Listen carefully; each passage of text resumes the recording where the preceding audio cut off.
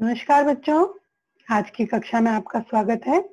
मैं ममता त्रिपाठी, व्याख्याता जीव विज्ञान, राजा भोज शासकीय उच्चतर माध्यमिक विद्यालय 1100 क्वार्टर भोपाल से आज आपके समक्ष कक्षा 12वीं के अध्याय 13 जीव और समष्टि भाग 4 के शिक्षण के लिए उपस्थित हूँ। आज के अध्याय में हम समष्टि के विभिन्न जीवों के बीच होने वाली पारस्परिक अंतरक्रियाओं के बारे में बात करेंगे। तो आइए शुरू करते हैं। अध्याय 13 जीव और समष्टि। आज के इस अध्याय के मुख्य बिंदु हैं समष्टि पारस्परिक अंतरक्रियाएं, सकारात्मक अंतरक्रियाएं जिसके अंतर्गत सहोपकारिता व सहभोजिता के बारे में हम पढ़ेंगे, नकारात्मक अंतरक्रियाएं जिसके अंतर्गत प्रतिस्पर्धा, परभक्षिता व परजीविता के बारे में अध्ययन करेंगे। आइए हम सबसे पहले जानते हैं कि समष्टि पारस्परिक अंतरक्रियाएं क्या हैं। पृथ्वी पर कोई भी जाति अकेले नहीं रह सकती। जैविक समुदाय के विभिन्न सदस्यों में पारस्परिक संबंध व अंतरक्रियाएं होती हैं। जब ये अंतरक्रियाएं एक ही जाति के सदस्यों में होती हैं तो इसे हम अंतराजातीय अंतरक्रियाएं कहते हैं, और जब ये क्रियाएं भिन्न जाति के सदस्यों के बीच होती हैं तब हम इसे अंतरजातीय अंतरक्रियाएं कहते हैं। अर्थात इस पृथ्वी पर जितने भी जीव पाए जाते हैं वे एक तो समूह में होते हैं, इनके समुदाय होता है, और समुदाय में रहने वाले, ये समष्टि में पाए जाने वाले सभी जीवों के बीच में पारस्परिक अंतरक्रियाएं होती रहती हैं। अब ये जो अंतरक्रियाएं हैं वह एक ही जाति के जीव में के बीच भी हो सकती हैं जिसे हम अंतराजातीय अंतरक्रियाएं कहते हैं, और भिन्न जाति के सदस्यों के बीच में भी हो सकती हैं जिनको हम अंतरजातीय अंतरक्रियाएं कहते हैं। ये जो पारस्परिक क्रियाएं हैं यह दो प्रकार की होती हैं। एक तो होती है सकारात्मक अंतरक्रियाएं जिसे हम पॉजिटिव इंटरेक्शन कहते हैं, और दूसरी होती है नकारात्मक अंतरक्रियाएं जिसको कि हम नेगेटिव इंटरेक्शन भी कहते हैं। आइए सबसे पहले हम बात करते हैं सकारात्मक अन्योन्य क्रिया के बारे में। इसमें जीव या समष्टि आपस में एक दूसरे की सहायता करते हैं जिसमें एक दूसरे को लाभ होता है।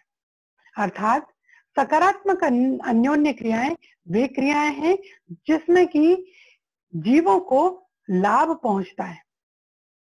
ये जो अंतरक्रियाएं हैं यह है सहजीविता जिसे हम सिम्बायोसिस कहते हैं। सिम्बायोसिस के अंतर्गत हम सहोपकारिता और सहभोजिता का अध्ययन करते हैं। दूसरा जो प्रकार है सकारात्मक अन्योन्य क्रिया का वह है अपमार्जन जिसको हम स्कैवेंजिंग भी कहते हैं। तीसरा प्रकार है आद्य सहयोग या प्रोटो कोऑपरेशन। तो ये तीन प्रकार की अन्योन्य क्रियाएं जो हैं पारस्परिक क्रियाएं, ये हमें जीवों के बीच देखने को मिलती हैं। ये तीनों क्रियाएं सकारात्मक अन्योन्य क्रियाएं जिसमें कि जिन जीवों के बीच ये क्रिया होती है उन जीवों को लाभ होता है। आइए इन अंतर क्रियाओं को हम इस वर्गीकृत चित्र के माध्यम से समझने का प्रयास करते हैं। सहजीविता दो प्रकार की होती है, सहोपकारिता और सहभोजिता। सहोपकारिता भी दो प्रकार की होती है, अविकल्पी और विकल्पी सहोपकारिता। सहभोजिता के भी दो प्रकार देखे गए हैं, पहला है असत और दूसरा होता है, पहला है सतत और दूसरा होता है असतत। सतत सहभोजिता भी दो प्रकार की होती है, बाह्य सहभोजिता और अंतः सहभोजिता। आइए सबसे पहले हम सहजीविता या सिम्बायोसिस क्या है इसके बारे में जानें। यह दो विभिन्न जीवों के मध्य सहसंबंध है जिसके फलस्वरूप एक या दोनों जीवों को लाभ पहुंचता है, किसी भी जीव को हानि नहीं पहुंचती। यह संबंध दो जीवों के मध्य भोजन, आवास, आधार व परिवहन के लिए हो सकता है। इस चित्र में आप सहजीविता के उदाहरण को देख रहे हैं, जिसमें कि जीवों के बीच आपस में परस्पर सहयोगात्मक संबंध है। एक जीव दूसरे जीव को सहारा दे रहा है, एक जीव जो है वो चलन का कार्य कर रहा है और दूसरा जीव जो है वो अन्य जीव को आधार प्रदान कर रहा है। इस तरह से जब कभी भी दो जीव आपस में साथ में रहते हैं और एक दूसरे को लाभ पहुंचाते हैं, इस प्रकार के जीवन को सहजीवन और इस प्रकार के जो जीवित रहने की जो प्रवृत्ति है या जो गुण है उसको हम सहजीविता कहते हैं। सहजीविता का पहला प्रकार है सहोपकारिता, जिसे हम म्यूचुअलिज्म भी कहते हैं। बेरी नामक वैज्ञानिक के अनुसार साथ साथ जीवन व्यतीत करना सहोपकारिता कहलाता है, जिसमें जीव जो साथ में रहते हैं उन दोनों जीवों को लाभ होता है। यह संबंध दो प्रकार से देखा गया है। पहला है अविकल्पी सहोपकारिता, जिसे हम ऑब्लिगेटरी म्यूचुअलिज्म कहते हैं। दूसरा होता है विकल्पी सहोपकारिता, जिसे हम फैकल्टेटिव म्यूचुअलिज्म भी कहते हैं। इस चित्र में हम देख रहे हैं सहोपकारिता के उदाहरण को, जिसमें कि एक पुष्प पर एक फ्लाई है जो कि उस पर बैठी हुई है और ये जो फ्लाई है यह पुष्प से मकरंद प्राप्त करती है और इसके बदले में यह पुष्प के परागण में सहायता करती है। सहोपकारिता भी दो प्रकार की होती है। पहली है अविकल्पी सहोपकारिता और दूसरी होती है विकल्पी सहोपकारिता। तो सबसे पहले यहाँ हम बात करते हैं अविकल्पी सहोपकारिता की। इसमें दोनों जीवों के बीच सतत संबंध पाया जाता है। यह संबंध दोनों जीवों के बीच स्थायी रूप से होता है, जिसमें दोनों सहजीवी शरीर क्रियात्मक रूप से एक दूसरे पर निर्भर करते हैं। इसका उदाहरण है लाइकेन, राइजोबियम जीवाणु का लेग्यूमिनस जड़ों पर पाया जाना। सबसे पहले हम बात करते हैं लाइकेन की। लाइकेन आपस में संबंध है शैवाल और कवक का। शैवाल और कवक जब आपस में शरीर क्रियात्मक रूप से एक दूसरे के साथ रहते हैं तो यह सहजीवन व्यतीत करते हैं और क्योंकि ये हमेशा एक दूसरे के साथ ही रहकर अपना जीवन यापन कर सकते हैं, इसलिए हम इसको अविकल्पी सहोपकारिता कहते हैं। दूसरा जो उदाहरण है वह है राइजोबियम जीवाणु का, जो कि लेग्यूमिनस जड़ों पर पाया जाता है। लेग्यूमिनस जड़ें मतलब लेग्यूमिनस पौधे मतलब ऐसे पौधे जो कि फली उत्पन्न करते हैं। फलीदार पौधों की जो जड़ें होती हैं उनको हम लेग्यूमिनस जड़ें या लेग्यूमिनस रूट कहते हैं। इन जड़ों में गठाने पाई जाती हैं और इन गठानों में ये राइजोबियम जीवाणु पाए जाते हैं। ये जो जड़ें हैं इन जीवाणुओं को रहने के लिए स्थान देती हैं। इसके बदले में ये जो जीवाणु हैं वह वातावरण की नाइट्रोजन को स्थिरीकृत करके भूमि में फिक्स कर देता है, स्थिरीकृत कर देता है, जिससे भूमि उपजाऊ हो जाती है और यह दोनों एक दूसरे को लाभ पहुंचाते हैं। इस प्रकार का जो जीवन है या इस प्रकार की जो अंतरक्रिया है इसको हम अविकल्पी सहोपकारिता कहते हैं। दूसरा जो प्रकार है सहोपकारिता का वह विकल्पी सहोपकारिता कहलाता है। इसमें दोनों जीवों के बीच सतत संपर्क कम समय के लिए होता है।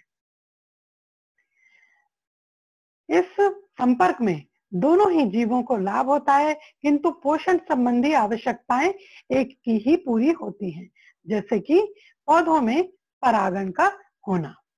यहाँ पर आप इस चित्र में देख रहे हैं कि एक बटरफ्लाई एक पुष्प पर बैठी हुई है। यहाँ पर ये जो बटरफ्लाई और इस पुष्प का संबंध है, यह विकल्पी सहोपकारिता का उदाहरण दर्शा रहा है। ये बटरफ्लाई इस पुष्प से मकरंद प्राप्त करती है, अर्थात पुष्प इस बटरफ्लाई के पोषण की आवश्यकता को पूरा कर रहा है, किंतु बटरफ्लाई क्या कर रही है, इस पुष्प की जो पराग कण है वो अपने पंखों पर लेकर दूसरे पुष्प पर पहुंचती है और परागण की क्रिया में सहायता करती है। तो इस प्रकार की जो सहोपकारिता है वह विकल्पी सहोपकारिता कहलाती है। आइए बात करते हैं हम सहभोजिता की। जब दो जीव साथ में रहते हैं लेकिन दोनों के बीच किसी प्रकार का शरीर क्रियात्मक संबंध ना हो, तो ऐसे जीवों को सहभोजी तथा इस घटना को सहभोजिता कहते हैं।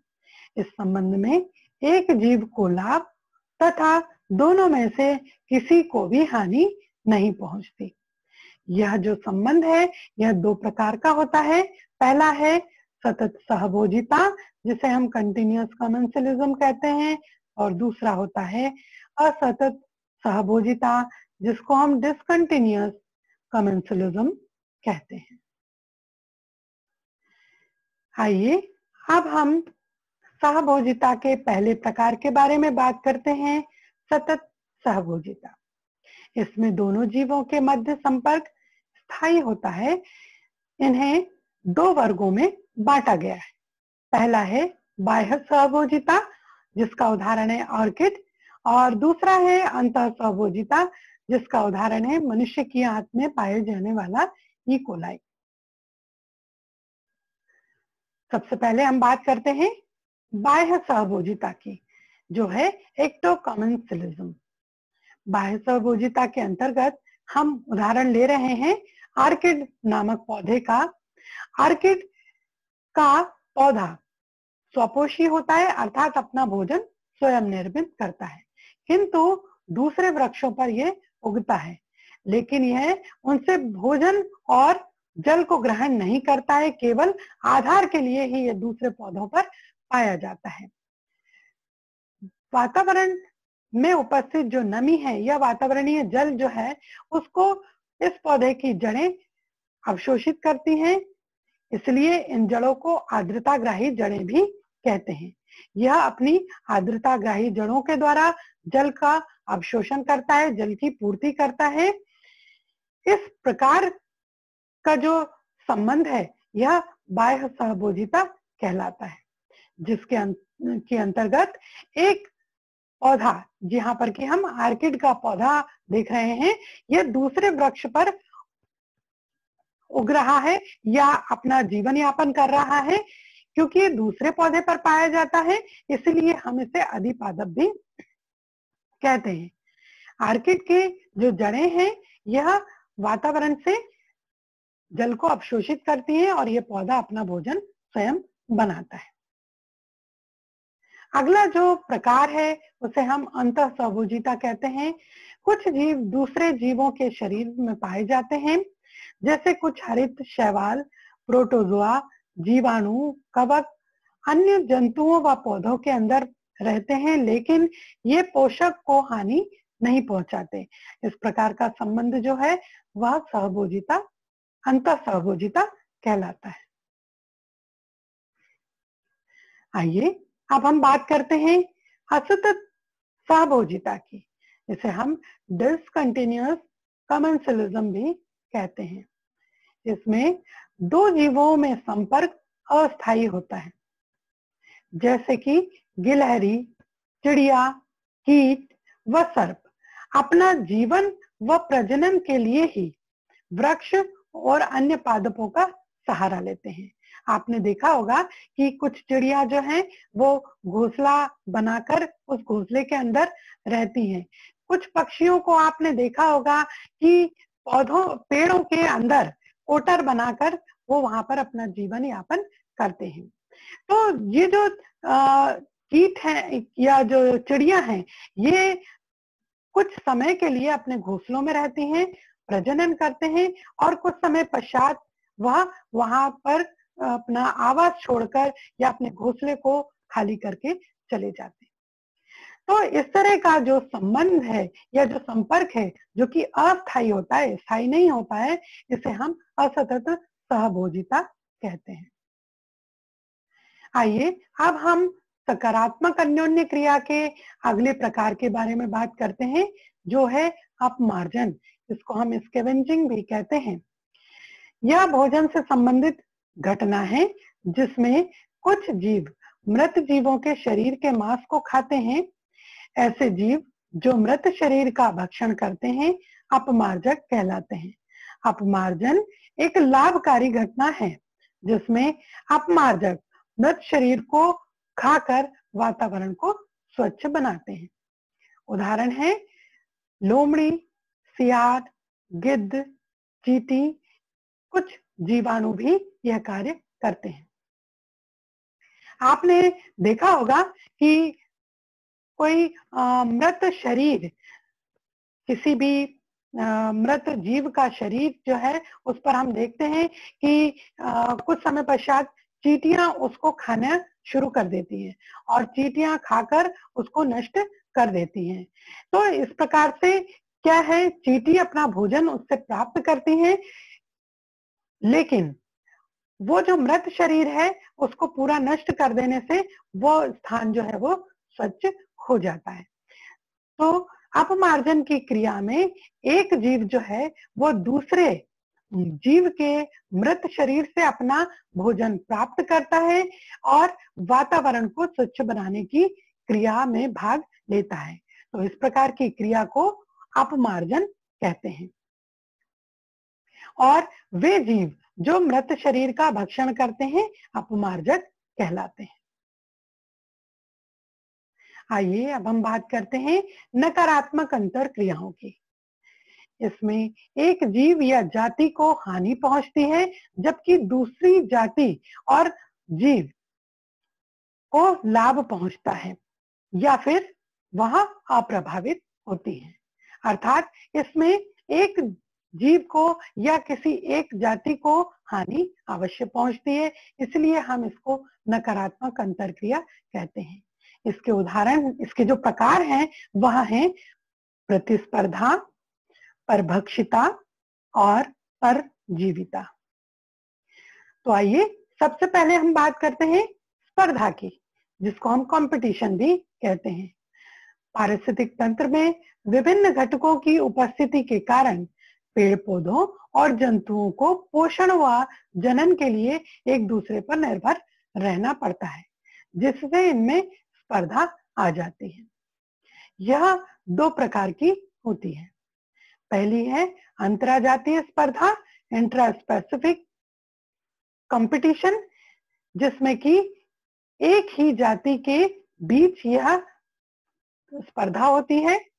दूसरा है अंतरजातीय स्पर्धा, इसको कहते हैं इंटर स्पेसिफिक कंपटीशन।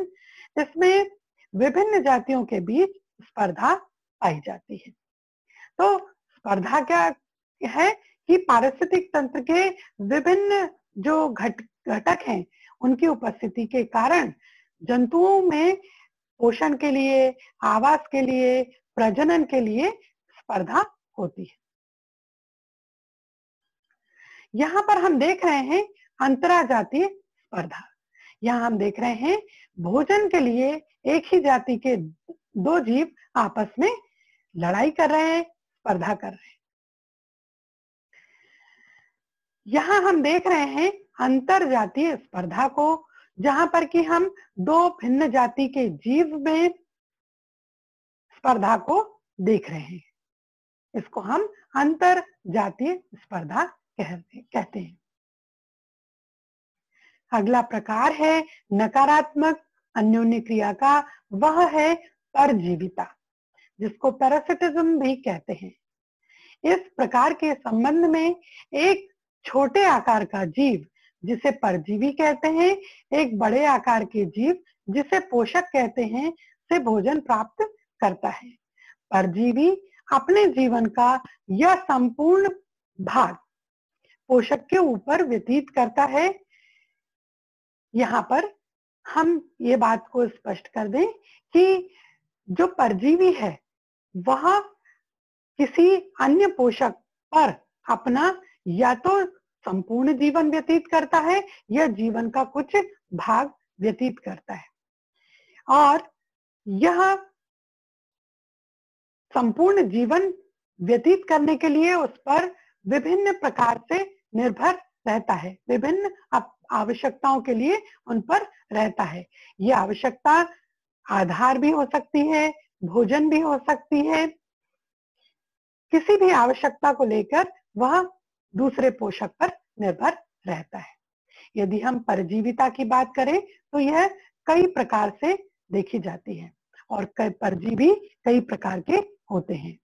आइए अब हम बात करते हैं विभिन्न प्रकार के परजीवियों की। पहला है बाह्य परजीवी और आंतरिक परजीवी।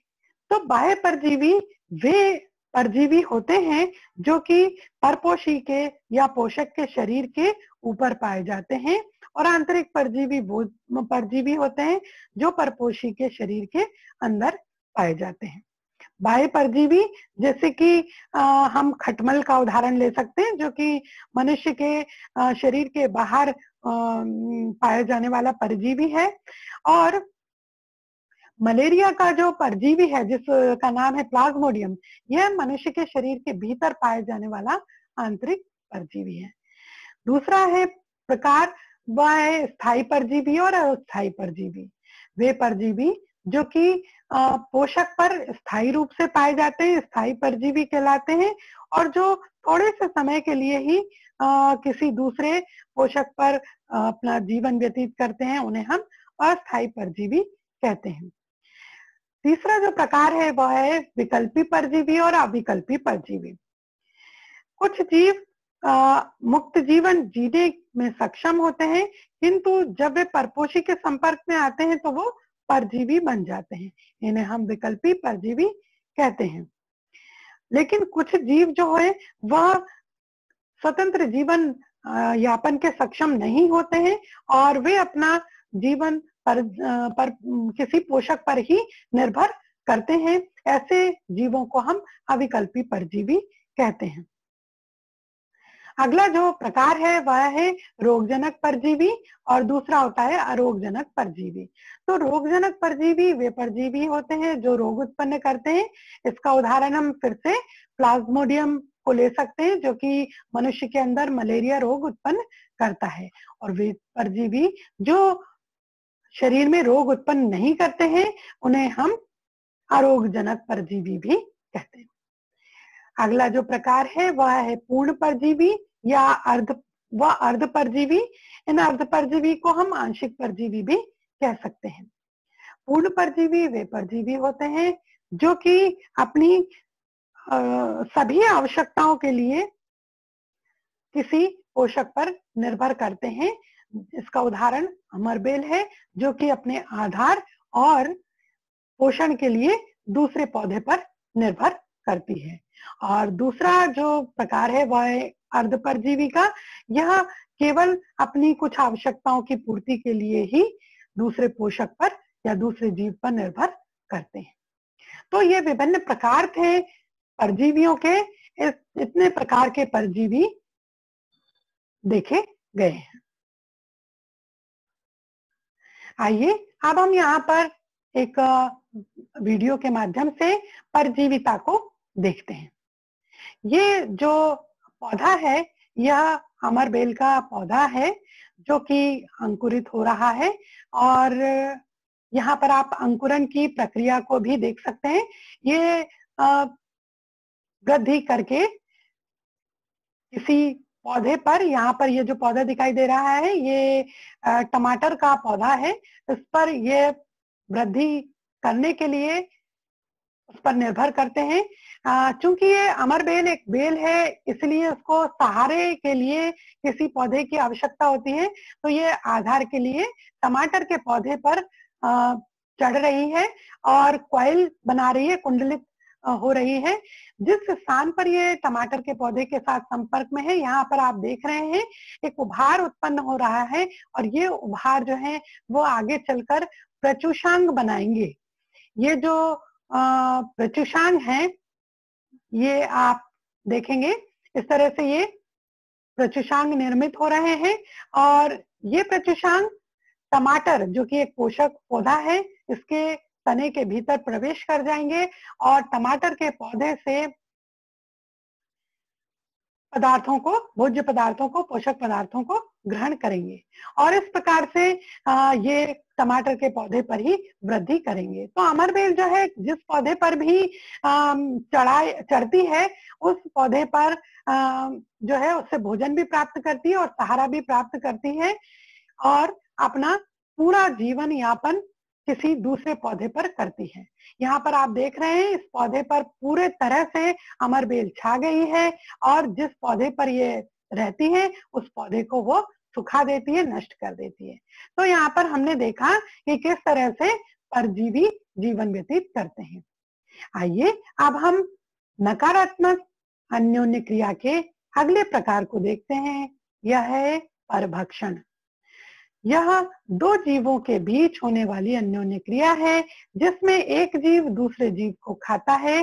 जो जीव दूसरे का भक्षण करता है उसे भक्षक कहते हैं और जिस जीव को खाता है उसे भक्ष्य कहते हैं। यहाँ पर आपको बहुत सामान्य उदाहरण के द्वारा इसको स्पष्ट करना चाहूंगी। बिल्ली जो है वह चूहे को खाती है, चूहे का भक्षण करती है, तो यहाँ पर बिल्ली जो है वो भक्षक है और चूहा जो है वो भक्ष्य कहलाता है। आइए अब हम एक उदाहरण के द्वारा, एक वीडियो के द्वारा इस परभक्षण की क्रिया को देखते हैं। यहाँ पर आप देख रहे हैं ये पौधा कलश पादप का है। आपने सभी ने इसको देखा भी होगा, सुना भी होगा। इसके मुख पर ये कीट बैठा हुआ है और ये फ्लाई जो है वो इसके मुख के में जो चिकनापन है उसके द्वारा फिसलकर इसके भीतर प्रवेश कर जाती है। इस प्रकार का जो भक्षण है वो परभक्षण है। यह एक कीटभक्षी पौधे में देखा जा सकता है। अगला जो प्रकार है वह है प्रतिजीविता, जिसको एंटीबायोसिस भी कहते हैं। यह दो जीवों के बीच होने वाली विरोधात्मक अन्योन्य क्रिया है जिसमें एक जीव द्वारा उत्पन्न पदार्थ से दूसरे जीव की वृद्धि रुकती है तथा मृत्यु हो जाती है। अर्थात यह दो जीवों में होने वाली ऐसी क्रिया है जिसमें एक जीव के द्वारा उत्पन्न होने वाला पदार्थ दूसरे जीव की वृद्धि को रोक देता है या फिर उस जीव को मार देता है।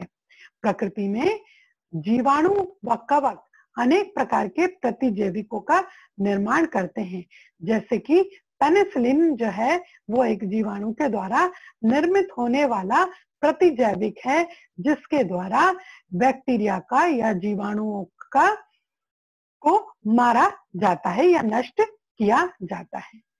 तो ये थी एक समष्टि के भीतर पाई जाने वाली विभिन्न पारस्परिक क्रियाएं जो कि हमने इस अध्याय के अंदर पढ़ी और इन पारस्परिक क्रियाओं में हमने वे क्रियाएं भी पढ़ी जो कि सकारात्मक अन्योन्य क्रिया थी, जिसमें कि हम देख रहे थे कि दोनों जीव जो हैं वो एक साथ रहकर लाभकारी जीवन व्यतीत करते हैं, दोनों एक दूसरे को लाभान्वित करते हैं, नुकसान नहीं पहुंचाते। और हमने वे क्रियाएं भी देखी जिनको कि हमने नकारात्मक क्रिया कहा।